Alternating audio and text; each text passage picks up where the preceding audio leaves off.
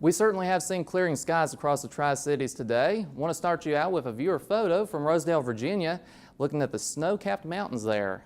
Just a gorgeous shot there, about 3,000 feet or so. Clearing skies moving in, high pressure our dominant feature, so we have those clear skies. Now looking at the rainfall that we had, that's now east, high pressure moving in. That's moving into portions of Charlotte in that metro area now. So thankfully most across the Tri-Cities, if you look around there, during clear skies. What we little have showing up right over here is actually what they call radar dust. That's actually not reaching the ground right there, so that's already pushed off to the east. Our next weather maker, though, in portions of Colorado, if you look around Denver in the middle of the state there, we have our next weather maker moving in. Pretty heavy snow that's actually pushing into parts of the Midwest. In fact, you may have the next couple days. That's going to be our next weather maker for tonight.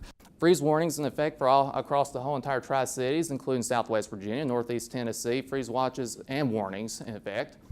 Current conditions right now, it is a chilly 28 degrees.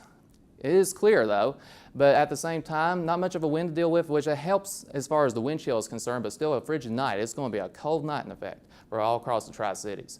High pressure, like I said, moving in, you can look at the mercury right there, 30, 32, so definitely you can see that. 28 degrees right now in the Tri-Cities. Compare that to 33 in Knoxville. 32 in Asheville right now, 32 in Hickory as well. Greensboro, North Carolina sitting at 35, and 40 in Charlotte. A bombing 40 degrees. Feels a little bit better down there, eh? Not really. All right, so all that cold air is going to be moving in from Canada, and actually they have negative digits in portions of Canada right now, so that's all going to advance southeastward into the Tri-Cities. Generally speaking, being kind of pulled in by that northwesterly wind flow. You can see that evidence right there. If you want to warm up, y'all got to go all the way down into Florida right now, where it is actually 80, it's in the 80s down there. I mean, it is nice. So what's the reason for all this cold air moving in? Like I said, that cold front is going to be riding in with these winds. You have winds mainly out of the west aloft. So that's going to be kind of pulling in the cold front and the cold air from Canada, west and northwest, pushing into the Tri-Cities. So high pressure moving in, that's cleared us out. The rain's now moved off to our southeast, and that's going to be moving in into portions of Florida there as we head into this weekend.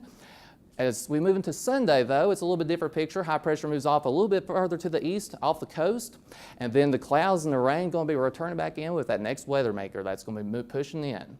As far as rainfall totals, I would say anywhere between 1 inch to 2 inches of rain with this system, so it's going to be wet, pretty soggy. Your forecasting specifics for tonight, we're looking at an overnight low of 20 degrees, clear and frigid though across the area, light and northwesterly winds.